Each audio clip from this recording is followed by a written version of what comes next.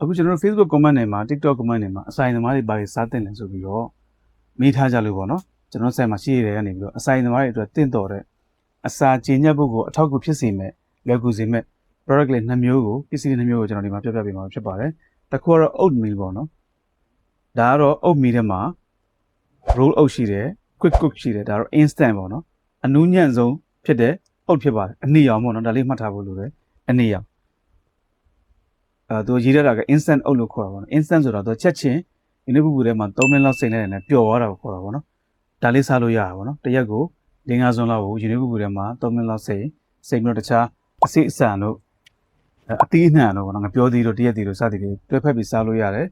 သူကအဆိုင်နဲ့ဥလွန်ချမ်းချမ်းမကြီးတို့အရန်ကောင်းတယ်ဘာကြောင့်လဲဆိုတော့ fiber ဓာတ်များလို့ဖြစ်ပါတော့ fiber ကဥရဲလှုပ်ရှားမှုပိုပြီးကောင်းစေတယ်အစာချေချက်ဖို့လွယ်ကူစေပါတယ်ဒါကြောင့်ဒါလေးကိုအရင်စားပြလို့ရပါတယ်ဒါနဲ့အတူ တွဲဖက်စားလို့ရတဲ့နောက်တစ်မျိုးကတော့ chia seed ပေါ့နော်ကျွန်တော်တို့ဒါတကယ် super food လို့နာမည်ကြီးတယ်ဒီထဲမှာဆိုလို့ရှိရင်လည်း fiber တွေအများကြီးပါတယ်အဲ့တော့အစာချေချက်ဖို့အထောက်အကူဖြစ်စေတယ်ပြီးတော့လူခန္ဓာကိုယ်အတွက်လိုအပ်တဲ့ကျွန်တော်ကိုယ်ခံအားတို့အိုမီဂါဓာတ်တို့စသည်ဖြစ်ပေါ့နော်အကျိုးပြုတဲ့ဓာတ်တွေလည်းအများကြီးပါပါတော့။ဒါလေးကိုစားမယ်ဆိုလို့ရှိရင်တော့အုတ်မီနဲ့တွဲစားလို့ရတယ်။ဒီတိုင်းစားမယ်ဆိုလို့ရှိရင်ကျွန်တော်တို့ရေတစ်ခွက်တည်းမှာဒါလေးကိုအနည်းဆုံး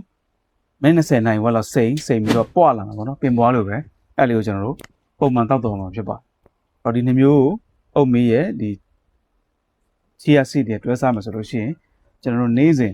အဆိုင်ကျန်းမာရေးအတွက်ကိုအများကြီးအထောက်အကူဖြစ်ပြီးတော့အစာကျဉ်ညက်မှုကောင်းသွားမှာပေါ့နော်။ခဏခဏအစာမကြေတာတွေရင်းမြစ်ရင်ငယ်ဖြစ်တာတွေဒါတွေကိုတော်တော်လေးတက်သွားမှာဖြစ်ပါတယ်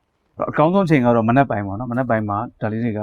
fiber တက်ကြွယ်ရတဲ့အတွက်ကြောင့်မနက်ပိုင်းမှာ breakfast မှာစားပေးပါတနေ့ကုန်အတွက်အစာချေဖို့ကိုအများကြီးအထောက်အကူဖြစ်မှာပဲဖြစ်ပါတယ်ဟုတ်ကဲ့ကျွန်တော်တို့မောင်မောင်ခဖြစ်ပါတယ်ကျွန်တော်ကဒီ